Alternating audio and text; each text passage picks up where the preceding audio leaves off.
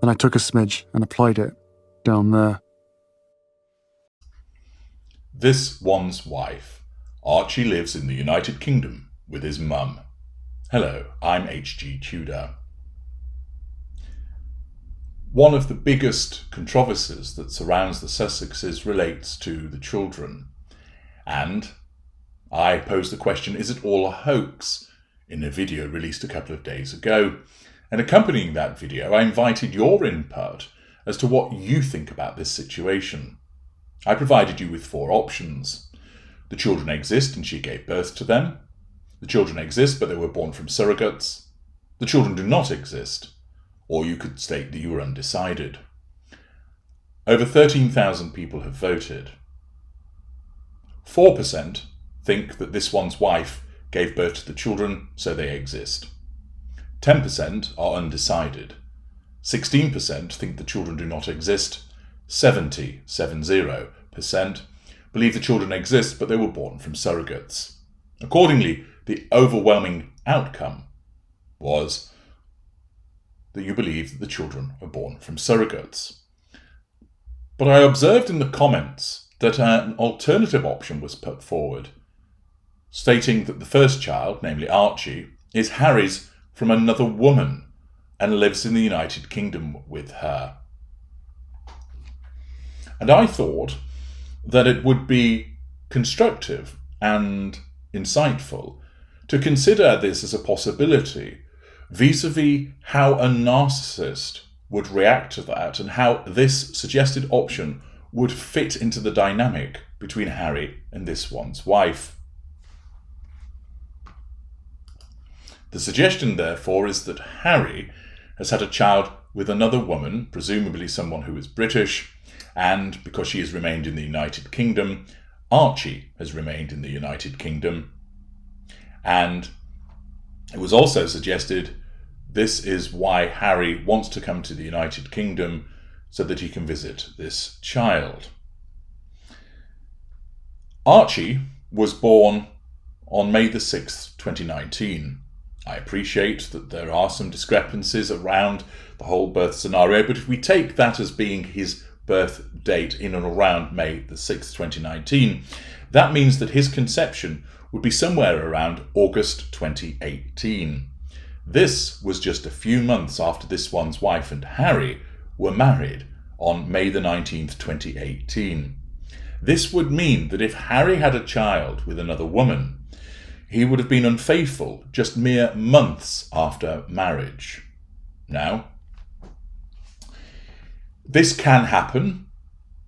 After all, it might be, for instance, that an individual had been having an affair and gets married to their partner and then continues with the affair. So even in the supposed rosy glow of post-marriage, that the continuance of an affair could result in a child being born.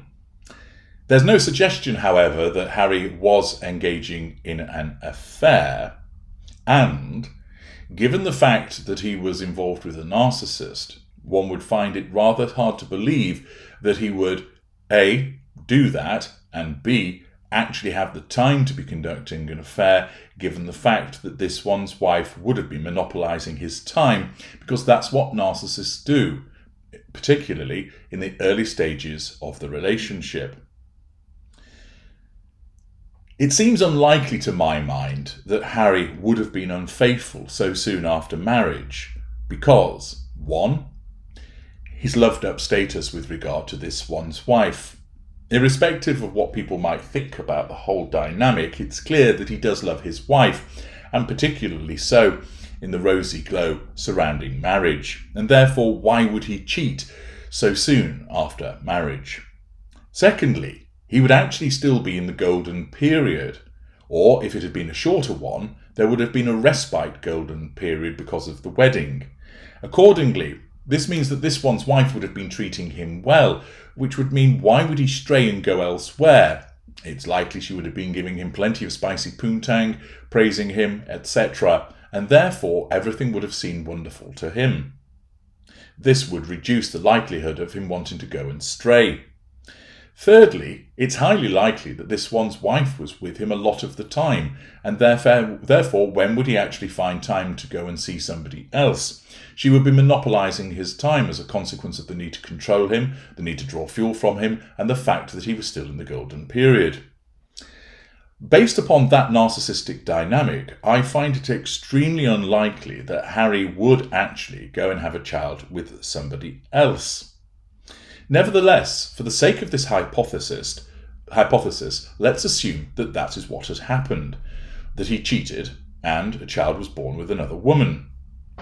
Now, this once wife clearly knows about the existence of the child, as she passes Archie off in this scenario as her own. And therefore, there would be no need for Harry to have to be secretive about the love child. He wouldn't have to keep the child secret from this one's wife. However, how would a narcissist react, first of all, to the fact that he had cheated, but also had a child with someone else? Well, you won't be surprised to learn that this would cause major wounding to a narcissist. The fact that he has cheated and chosen someone else other than this one's wife would cause major wounding. Furthermore, it happening so soon after the wedding would also increase the level of wounding. In addition, the fact that he has had a child with somebody else rather than her also would cause major wounding. It would be fairly catastrophic to this one's wife to have learned that Harry cheated, got somebody else pregnant, and was father of a child that was not hers. In those circumstances, that could well have easily reached the threshold for a disengagement trigger, meaning she would have ended the relationship. After all, they were married, she would be able to get money out of him, and she potentially had the basis of a fantastic story or leverage to get more money out of him by buying her silence in relation to his infidelity.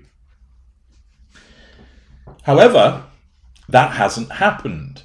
Ordinarily, disengagement would be more likely than not, but it didn't occur, which could, again, suggest that the offered scenario is one that hasn't happened.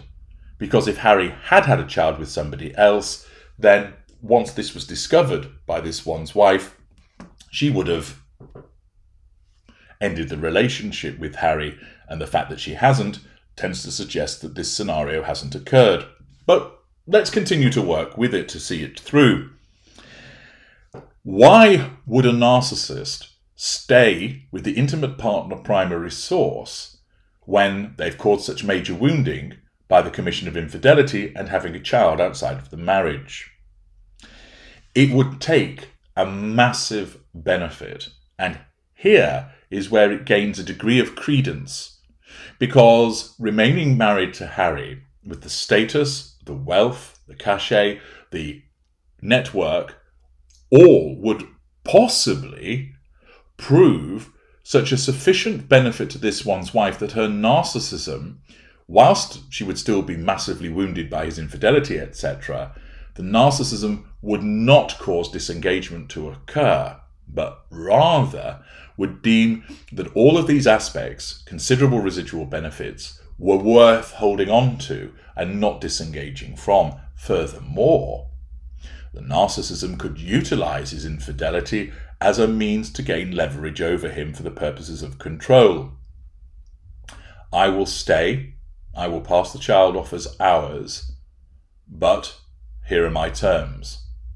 And accordingly, this then gives this one's wife license to not only make Harry's life a misery, but essentially to do as she pleases, because she has the repeated threat that she could expose Harry's infidelity and the fact that Archie was born to another woman to the public in some way, and therefore this aids her with the control over Harry. She allows Harry to go and visit Archie from time to time, but then this raises the question, but what about the pictures and footage that we have seen which show a child clearly in the United States? How could that be if Archie is living in the United Kingdom with his mother? Well, this then again provides credence to those that suggest that either the child that we see in the videos isn't Archie and is a child actor or somebody else's child, and or that there's photoshopping taking place whereby actual pictures of Archie, perhaps taken by Harry, are then photoshopped into the garden at Monty's shit show, the trips to Mexico, and so on and so forth, to make it seem like Archie is with them. Is this something that a narcissist would do? Potentially it is. Accordingly, in this scenario, although I find it unlikely that infidelity would have occurred on the part of Harry for the reasons that I've explained, if it did happen, ordinarily that would cause a narcissist to disengage, but the prize is so great for this one's wife that in the circumstances,